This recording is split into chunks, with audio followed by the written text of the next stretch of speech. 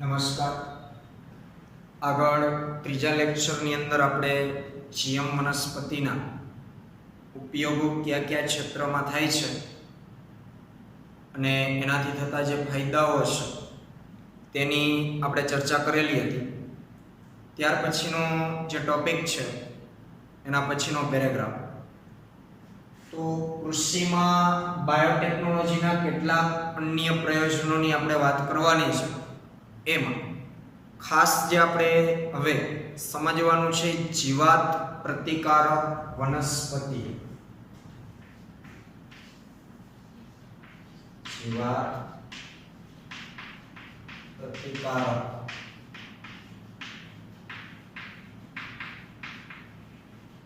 વનસ્પતિઓ એટલે જે આપણે આગળ 5 મુદ્દાઓની ચર્ચા કરેલી હતી એમાંનો જે બીજો મુદ્દો છે એ કયો હતો? જીવાતનાશક રસાયણો પરની નિર્ભરતા ઘટાડવી, એટલે કે જંતુ પ્રતિરોધક પાક. તો ત્યારે આપણે એવું કીધેલું હતું કે આ એવા પાક હશે કે જેમાં એગ્રોકેમિકલનો ઉપયોગ કેમ ઘટે એ રીતથી તૈયાર કરાયેલા હશે. તો એની આપણે ઉદાહરણ સાથે આગળ ચર્ચા કરવાની છે. તો આ જીવાત પ્રતિકારક વનસ્પતિઓ કે જે જંતુનાશકોના ઉપયોગના પ્રમાણ ઘટાડશે, આ એ હેતુથી બનાવેલી છે વનસ્પતિઓ કે જે જંતુનાશક રસાયણોના ઉપયોગને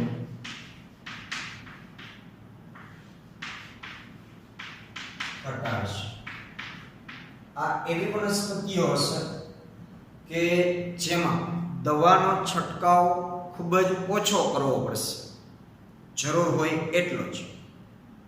તો એનાથી આડકતરી રીતે થતા જે ખર્ચાઓ છે એ પણ એક તો ઘટશે અને ઉત્પાદન પણ વધારી શકાશે. તો હવે જ્યારે જીવાત પ્રતિકારક વનસ્પતિઓ બનાવવાની વાત આવે તો એનું એક બેસ્ટ એક્ઝામ્પલ છે BT20. આ BT20 એક બેક્ટેરિયામાંથી તૈયાર કરાયેલું છે.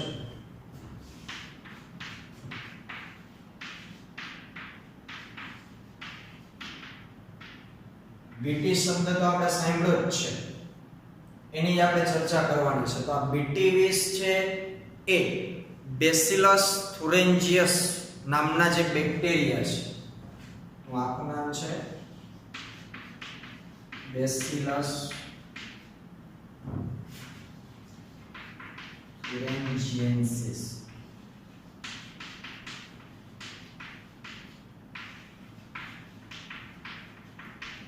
બેક્ટેરિયામાંથી પ્રાપ્ત થતું વિષ છે. આ વિષનું નામ BT એવું શા માટે આપ્યું છે? તો કે બેસિલસ થુરેન્જીએન્સિસ. B એટલે બેસિલસ નો B, થુરેન્જીયસ નો T એટલે ટૂંકું નામ BT.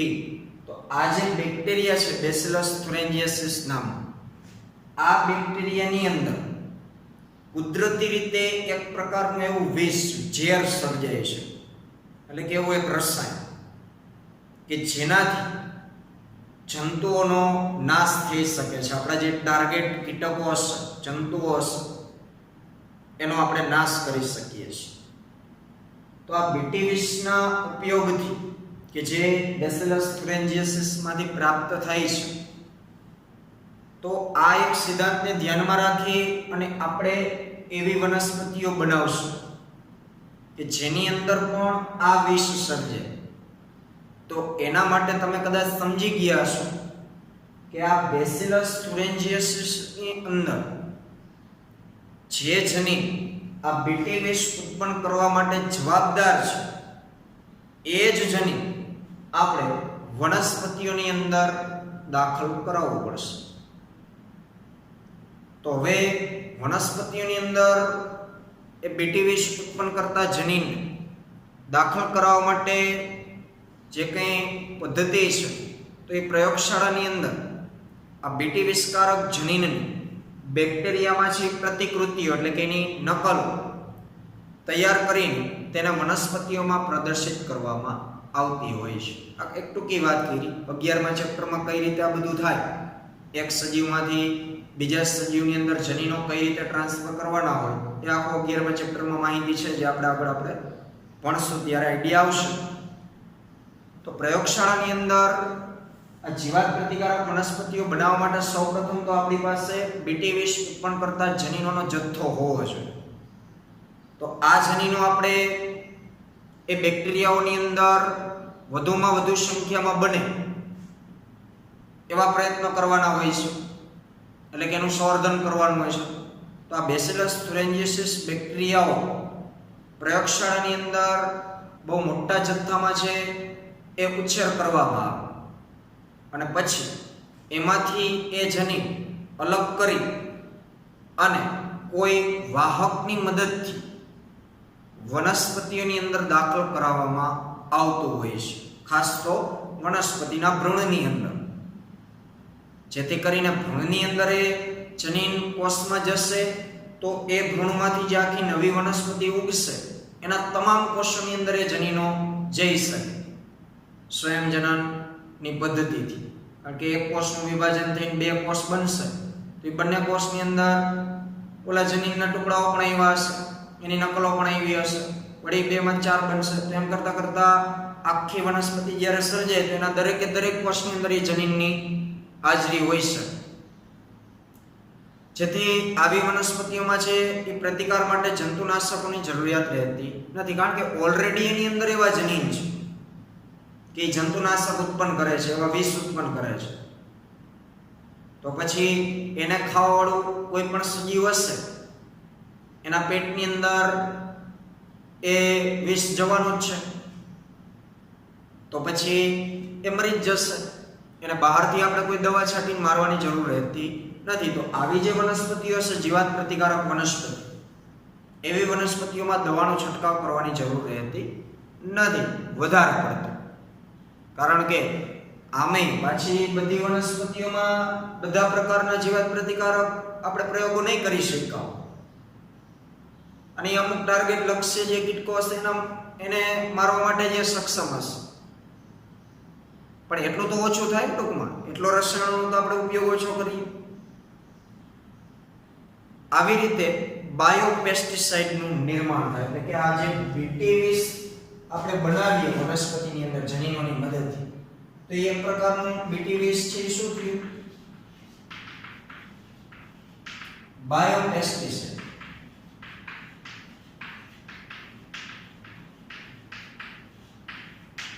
પેસ્ટિસાઇડ એટલે જંતુનાશક, પણ આગળ બાયો શબ્દ લાગ્યો છે. એ બાયો શું કામ લાગ્યું છે? કારણ કે આ બીટી વિષ એ આપણે કોઈ એક સૂક્ષ્મ જીવમાંથી પ્રાપ્ત કરાવીએ છીએ એના જનીન દ્વારા. એટલે અહીંયા સજીવ સંકળાયેલો છે. આ બેસિલસ thuringiensis માંથી આ બીટી વિષ ઉત્પન્ન થાય છે, એટલે કે એમના જનીનોનો આપણે ઉપયોગ કરવાનો છે. તો એ શું થયું? બાયોપેસ્ટિસાઇડ. ખાલી પેસ્ટિસાઇડ કહેતા હોય તો એ કૃત્રિમ રીતે કેમિકલ આધારિત ઇન્ડસ્ટ્રીઓની અંદર બનાવવામાં આવતા હોય જંતુનાશક, પણ આ આપણે એક સજીવની મદદથી બનાવ્યું છે એટલે બાયોપેસ્ટિસાઇડ છે. ઉદાહરણ તરીકે બીટી કપાસ, બીટી મકાઈ, ચોખા, ટામેટા, બટાટા, સોયાબીન એવી વર્તમાન સમયમાં ઘણી બધી જીવાત પ્રતિકારક વનસ્પતિઓ હાલ બનાવાયેલી છે. આપણે બીટી કપાસના ઉદાહરણથી આગળ વધીએ.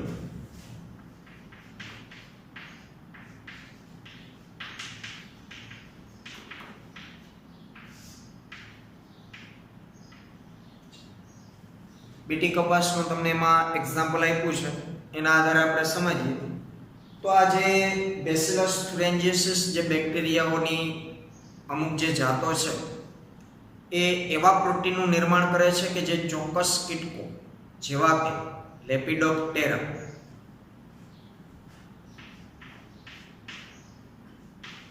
બીટીની કેટલીક જાતો,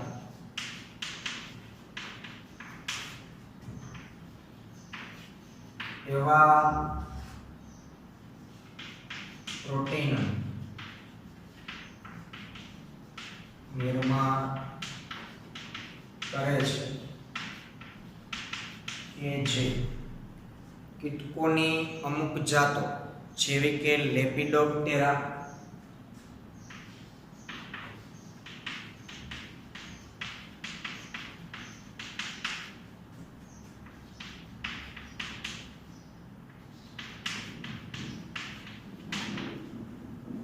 લેપિડોપ્ટેરા એટલે કે તમાકુની કલિકા કીટકો, સૈનિક કીટકો, પછી કોલિયોપ્ટેરા જેને ભૃંગ કીટકો કહેવાય,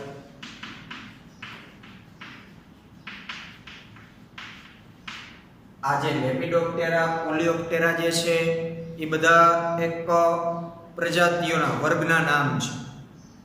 એની અંદર પાછા ઘણા બધા અલગ અલગ સજીવો આવતા હોય. એ સિવાય ડિપ્ટેરન વર્ગની અંદર માખીઓ, મચ્છર આ બધાનો સમાવેશ થતો. તો આ પ્રોટીન છે આવા કીટકોનો નાશ કરે છે.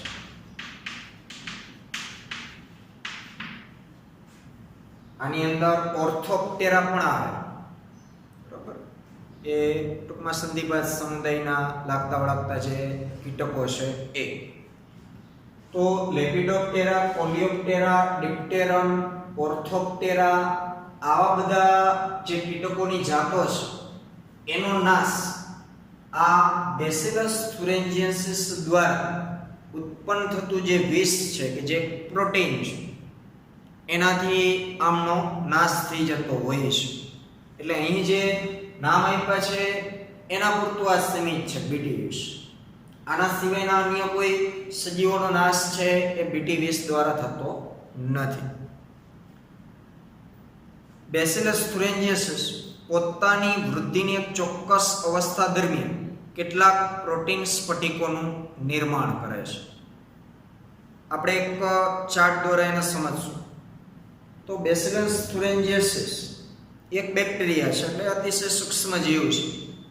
તો એનો વૃદ્ધિનો ચોક્કસ ગાળો હશે. બેક્ટેરિયા એકમાંથી બે બનશે, તો એ બેક્ટેરિયાનો જન્મ થશે, પછી બેક્ટેરિયા ધીમે ધીમે વૃદ્ધિ પામશે. તો એની જ્યારે પુખ્ત અવસ્થા હશે બેક્ટેરિયાની, તો એ બેક્ટેરિયા પોતાની પુખ્ત અવસ્થાએ એમના શરીરની અંદર એવા પ્રોટીન સ્ફટિકોનું નિર્માણ કરે છે. તો કદાચ આપણને એવો પ્રશ્ન થાય કે આ વિષ આ બધાને મારી નાખે છે, તો પછી ખુદ બેક્ટેરિયા કેમ નથી મરતા? આવો આપણને પ્રશ્ન થાય, સ્વાભાવિક છે. પણ બેક્ટેરિયા નથી મરતા એનું કારણ કે વાસ્તવમાં બીટી વિષકારક જે આ પ્રોટીન સર્જાય છે એ જ્યારે ઉત્પન્ન થાય ને ત્યારે નિષ્ક્રિય અવસ્થામાં હોય. કેવી અવસ્થામાં? નિષ્ક્રિય અવસ્થામાં. એટલે ચાર્ટ સાથે આપણે સમજી એટલે વધારે આઈડિયા આવે. ડી થુરિન્જિયન્સિસ હું લખું છું.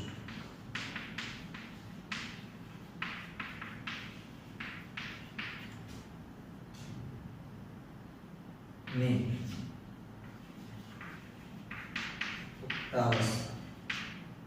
શું સર્જન કરે છે? પ્રોટીન સ્ફટિકો નિર્માણ કરે. હવે એ પ્રોટીન સ્ફટિકો એટલે વિષ ઝેર છે. હવે મેં કીધું એમ કે બેસિલસ થુરિન્જિયન્સિસ ની અંદર આ વિષ હોય તો આ કેમ નથી મળતા? કારણ કે આ જે પ્રોટીન સ્ફટિકો જે વિષ સર્જાણું હોય કેવી અવસ્થામાં હોય? નિષ્ક્રિય અવસ્થામાં. તો એ સક્રિય ક્યારે થાય? કે જ્યારે એ કોઈ દ્રાવ્ય સ્વરૂપની અંદર આલ્કલાઇન માધ્યમમાં જ્યારે જશે ત્યારે એ સક્રિય થતું હોય છે. તો આમાં કઈ રીતે આખી સિસ્ટમ કામ કરશે? તો ટૂંકમાં આપણે વાત કરી દઈએ કે આ પ્રોટીન સ્ફટિક છે એ શરૂઆતમાં નિષ્ક્રિય પ્રોટોક્સિન સ્વરૂપે હોય. ટોક્સિન એટલે ઝેર, પણ એનું પહેલાનું સ્વરૂપ પ્રોટોક્સિન, પણ કેવી અવસ્થામાં? નિષ્ક્રિય. હવે આ નિષ્ક્રિય પ્રોટોક્સિન આજે આપણે વાત કરીએ છીએ બેક્ટેરિયાના શરીરની અંદર વાત કરીએ છીએ, પણ હવે હું જે કહું છું એ વનસ્પતિના સંદર્ભમાં આપણે ચાલીએ કે આ બેસિલસ thuringiensis નું જનીન આપણે કોઈ વનસ્પતિની અંદર નાખી દીધું, એના ભ્રૂણની અંદર વનસ્પતિ ઉગી ગઈ, એટલે વનસ્પતિના તમામ કોષની અંદર એ જનીન હશે. હવે એ જનીન હાજર છે, પ્રભાવી છે, એટલે વનસ્પતિના કોષોની અંદર નિષ્ક્રિય પ્રોટોક્સિન ઉત્પન્ન કરશે. હવે અહીંયાથી ટૂંકમાં નવો ચાર્ટ આપણે બનાવવાનો છે કે જીએમ વનસ્પતિ, ચાલો અથવા તો આપણે આ બીટી કપાસ લખો, બીટી કપાસ. તો બીટી કપાસ એટલે બેસિલસ thuringiensis નું જનીન ધરાવતો કપાસ. તો એ કપાસની અંદર એ જનીન છે એના દરેક કોષો, એટલે હવે એ જનીન શું કરશે? પ્રોટીન સ્ફટિકોનું નિર્માણ એ કપાસના દરેક કોષની અંદર થવાનું છે. પર્ણનો કોષ હોય, પ્રકાંડનો હોય, મૂળનો હોય, કોઈ પણ કોષ, પણ એ કેવી અવસ્થામાં હશે? નિષ્ક્રિય પ્રોટોક્સિન અવસ્થામાં. એટલે નિષ્ક્રિય પ્રોટોક્સિન નું નિર્માણ કોની અંદર થયું? આ કપાસની. હવે કોઈ કીટક કપાસના પર્ણને ખાય છે, એટલે હું અહીંયા લખું છું કીટક દ્વારા કપાસના પર્ણને ખાવ, એટલે કે કીટક કપાસનું પર્ણ ખાય છે.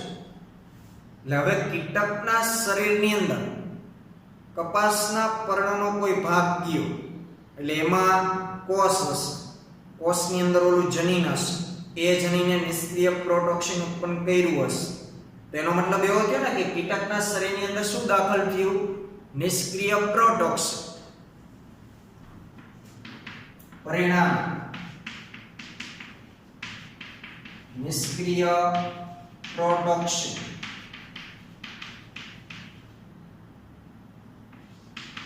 કીટકના પાચન માર્ગ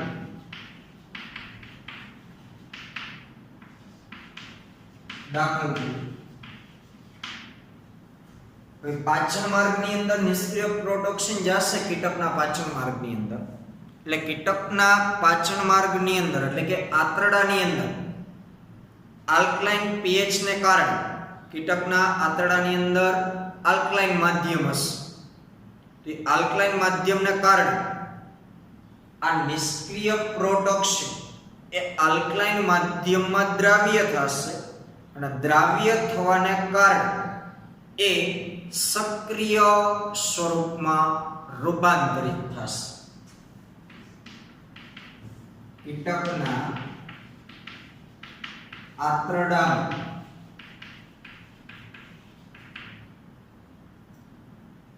આલ્કલાઇન